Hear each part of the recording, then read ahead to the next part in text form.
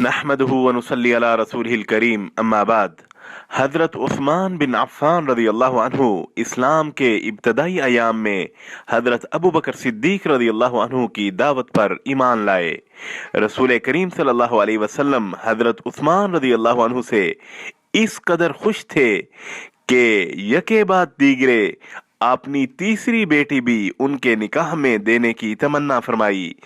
حضرت عصمت رضی اللہ عنہ فرماتے ہیں، جب رسول اللہ صلی اللہ علیہ وسلم کی دوسری بیٹی حضرت ام کلثوم رضی اللہ عنہا فوت ہوئیں جو حضرت عثمان رضی اللہ عنہ کے نکاح میں تھیں، تو آپ صلی اللہ علیہ وسلم نے ارشاد فرمایا، حضرت عثمان رضی اللہ عنہ کا نکاح کرو۔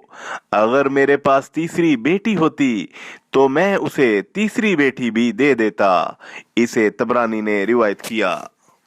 حضرت عثمان رضی اللہ عنہ کو نبی کریم صلی اللہ علیہ وسلم نے یکے بعد دیگرے حضرت رقیہ رضی اللہ عنہا اور حضرت ام کلثوم رضی اللہ عنہا نکاح میں دیں۔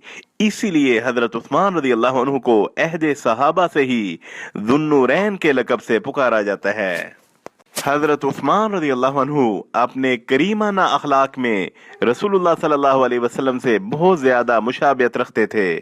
حضرت عبد الرحمن بن عثمان قرشی رضی اللہ عنہ سے مروی ہے کہ رسول اللہ صلی اللہ علیہ وسلم اپنی بیٹی کے گھر تشریف لائے اور وہ حضرت عثمان رضی اللہ عنہ کا سر دھو رہی تھیں۔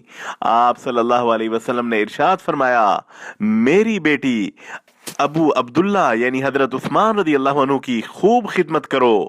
میرے صحابہ کرام رضی اللہ عنہ میں سے حضرت عثمان اخلاق کے اعتبار سے سب سے زیادہ مجھ سے مشابہت رکھتے ہیں۔ اسے طبرانی نے روایت کیا۔